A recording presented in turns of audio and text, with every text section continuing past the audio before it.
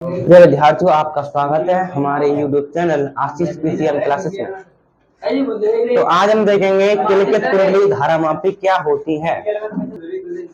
देखें, हम देखेंगे किलिकित कुंडली धारामापी क्या होती है। तो कल हमने पढ़ी थी निलंबित कुंडली धारामापी। देखो, हाँ, किलिकित कुंडली धारामापी और निलंबित कुंडली धारामापी में क्या फर्क है, थोड़ा सा फर्क है। देखो, जो आपकी किलिकित कुंडली धारामापी है निलंबित कुंडली धारामापी की तुलना में अधिक उपयोगी है।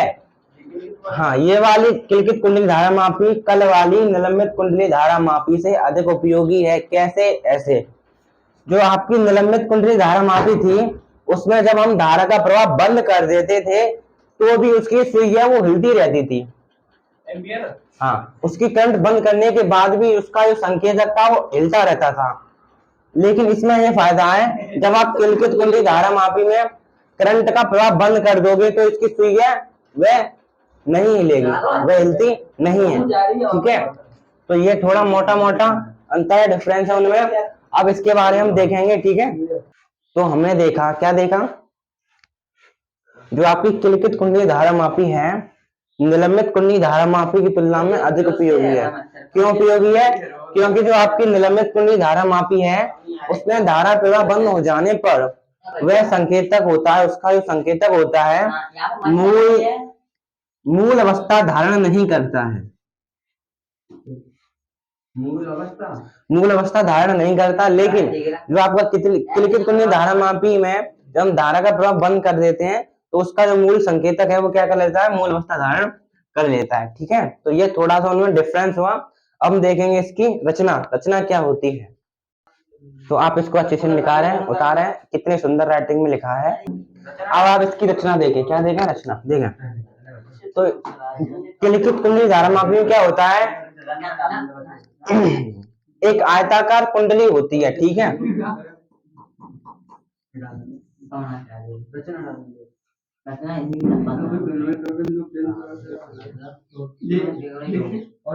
ठीक है, किलिकित कुंडली धारामापी में एक आयताकार कुंडली होती है। ठीक है, जो चुंबक के दो ध्रुव एन व एस के मध्य घूमती है। ठीक है, रखी होती है। समझ में आया? इसमें किलिकित कुंडली धारामापी में एक आयताकार कुंडली होती है जो चुंबक के ध्रुवों एन और एस के बीच में रखी होती है। ठीक है, तो इसके ऊपरी सिरे पर क्या होती है, स्प्रिंग होती है जिसका नाम है S1। ठीक है, और इसी पर एक पेच लगा होता है जिसको बोलते हैं हम क्या, T1। ठीक है, और इसके निचले सिरे पर स्प्रिंग होती है S2। ठीक है, और पेच लगा होता है T2। ठीक है, समझ में आया? इसके ऊपर वाले सिरे पर स्प्रिंग S1 और पेच T1 लगा होता है, निचले वाले सिरे पर स्प्रिंग S2 और पेच T2 लगा होता है। अब आप देखोगे धारामापी संकेतक रूप में किसका प्रयोग करोगे। देखो, उसमें तो समतल दर्पण का प्रयोग किया था रीडिंग नापने के लिए, तो इसमें हम प्रयोग करते हैं किसका, एल्यूमिनियम संकेतक का प्रयोग करते हैं। ठीक है, यहाँ पर लगा होता है वृत्ताकार रूप में, वृत्ताकार रूप में होकर घूमता रहता है, रीडिंग को नापता रहता है। ठीक है, तो प्रिय विद्यार्थियों, हमने क्या देखा, किलिकित कुंडली धारामापी में क्या होता है, एक आयताकार कुंडली होती है जो चुंबक के ध्रुवों एन और एस के बीच में रखी होती है, और इसी कुंडली के बीच में हम एक बेलनाकार लोह की रॉड का प्रयोग करते हैं जो क्या करता है, कुंडली द्वारा उत्पन्न भंवर धाराएं हैं उनसे जो ऊष्मा हानि होती है उसको क्या करता है, ये कम करता है। ठीक है, तो आप नीचे क्या लिख देंगे, हाँ, और ये दिखाई दे रहा आपको, इस पर हम क्या करते हैं, तांबे के तार और लपेट देते हैं। इस पर तांबे के तार लपेटे, उस पर भी लपेटे थे, ध्यान से देखा था आपने, उस पर तांबे के तार लपेटे थे।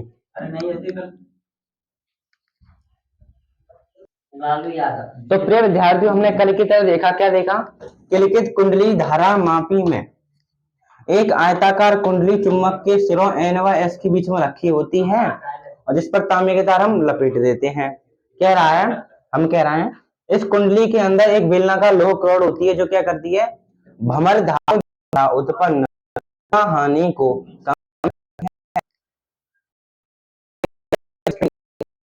लगा हुआ है, और इसके नीचे वाले स्प्रिंग एस लगा होता है। तो प्रिय विद्यार्थी आप देखें, हमने देखा संट प्रतिरोध क्या होता है। तो हमने देखा जब किसी धारा मापी में धारा का प्रवाह अधिक परास से अधिक हो जाता है तो जो तुम्हारी संकेतक है स्टोपिन से बार बार टकराती है। मैंने लिखा तो वह कौन, वह संकेतक स्टोपिन से बार बार टकराती है जिससे धारा मापी के जलने व संकेतक के टूटने का डर रहता है। तो संकेतक को टूटने व धारा मापी को जलने से बचाने के लिए हम क्या करते हैं, इसी गैल्वेनोमीटर या धारा मापी के समांतर एक अल्प परमाणु का प्रतिरोध जोड़ लेते हैं जिसे हम क्या कहते हैं, संट कहते हैं। तो अब आपको क्या करना, आईजी क्या है, धारा मापी में प्रवाहित धारा, इसी की आपको गणना करनी। देखो तो धारा क्या होती है आपकी, आपको पता है, धारा बराबर विभव बट्टे प्रतिरोध, यही तो होता है, विभव बट्टे प्रतिरोध।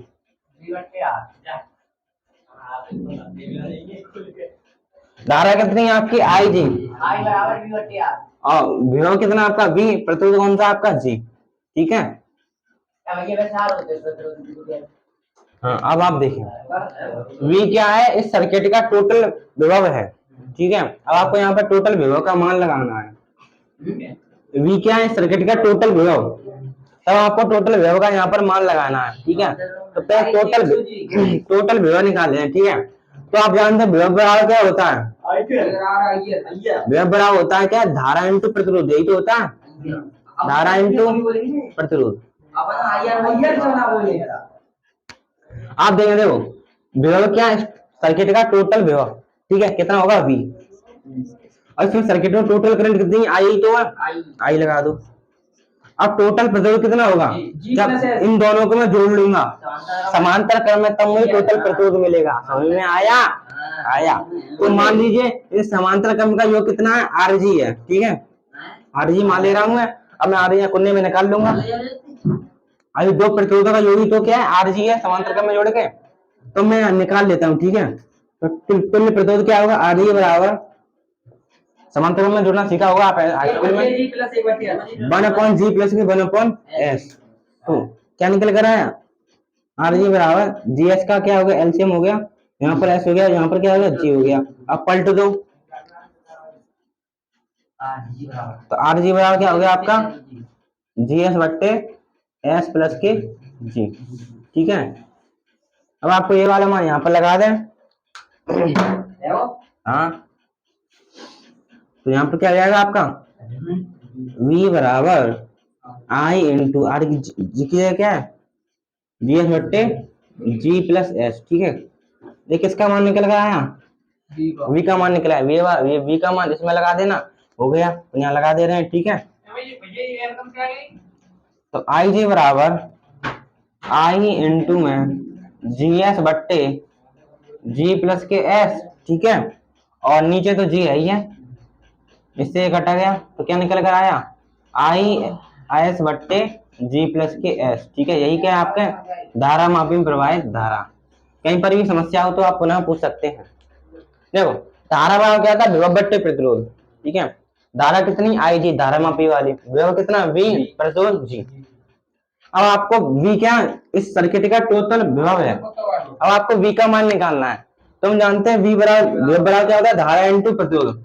इस सर्किट की टोटल करंट कितनी, I लगा दी, प्रतिरोध क्या होगा टोटल, जब धारा मापी के प्रतिरोध और संतकों में जोड़ लूंगा समांतर क्रम में तब आपको कुल प्रतिरोध मिलेगा। तो मान लीजिए मैंने पहले से ही मान लिया क्या, RG हो गया, तो RG की मैंने गणना करी, दोनों को मैंने समांतर क्रम में जोड़ा, तो 1/G प्लस के 1/S। ठीक है, हाँ, तो G और S का बोलिया एलसीएम, तो ये हो गया, और फिर इसका इसमें गुणा, इसका इसमें गुणा, ये हो गया। तो ठीक है, 1/RG, हमें तो RG चाहिए तो उसको पलट दिया, तो ये निकल आया, इसका मान मैंने इसमें लगाया, देखो ये मिल गया, इसका मान उसमें लगा, हो गया। नोट करना अच्छे से। तो अब हम पढ़ रहे हैं एमीटर क्या होता है। देखो एमीटर क्या होता है, एक डिवाइस होता है जो क्या करता है, करंट को नापता है। ठीक है, तो आप लिखोगे वह युक्ति जो धारा का मापन करती है क्या कहलाता है, आपका एमीटर कहलाती है। ठीक है, एमीटर क्या करता है, देखा होगा अपनी समर वाली उसमें लगा होता है जो करंट को नापता है। ठीक है, तो आप लिखोगे वह युक्ति जो धारा का मापन करती है,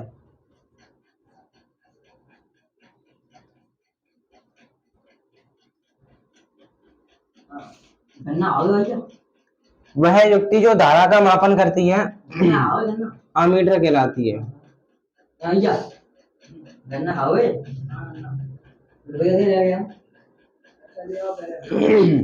आपसे पूछेगा अमीटर को परपथ में कैसे जोड़ते हैं? श्रेणी क्रम में जोड़ते हैं। इसे परिपथ में श्रेणी क्रम में जोड़ते हैं।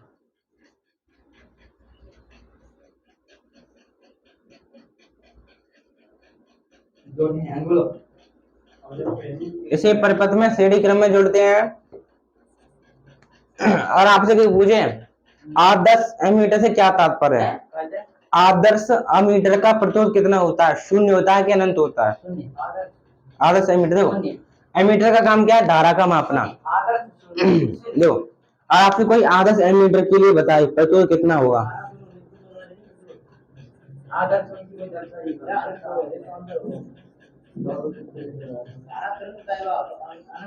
देखो तो आदर्श एमीटर के क्या होता है? एमीटर क्या करता है? धारा का मापन करता है। धारा का मापन कब अच्छे से करेगा? जब उसमें धारा के प्रभाव कोई भी रुकावट पैदा ना हो। तो रुकावट पैदा कौन करता है? आपका प्रतिरोध। तो आदर्श एमीटर के लिए प्रतिरोध का मान शून्य होना चाहिए। जब प्रतिरोध का मान शून्य होगा तो अच्छे से अच्छी रीडिंग देगा किसकी? करंट की। ठीक है, तो आप देखोगे आदर्श एमीटर के लिए प्रतिरोध शून्य होना चाहिए। आदर्श एमीटर के लिए प्रतिरोध शून्य होता है। शून्य होता है। ठीक है, तो ये आपका अमीटर हो गया।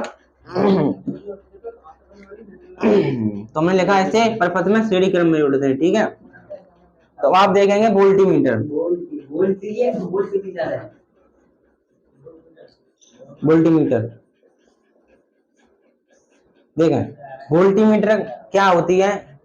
एक युक्ति होती है। इसका प्रयोग किस में करते हैं? हम विभव को मापने में करते हैं। तो आप लिखोगे वह युक्ति जो विभव का मापन करती है।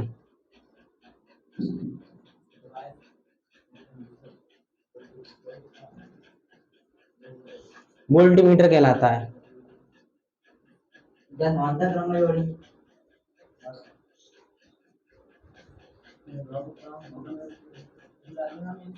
ठीक है,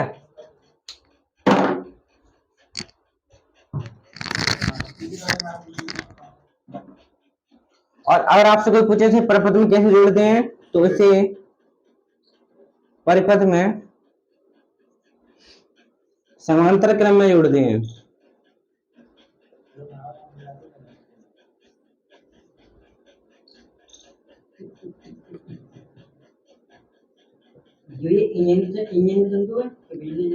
इसे हम क्या करते हैं? समांतर क्रम में जोड़ते हैं।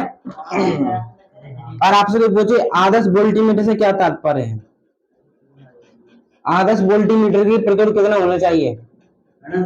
हाँ, तो आदर्श वोल्टीमीटर के लिए प्रतिरोध, तो आदर्श वोल्टीमीटर के लिए प्रतिरोध अनंत होना चाहिए।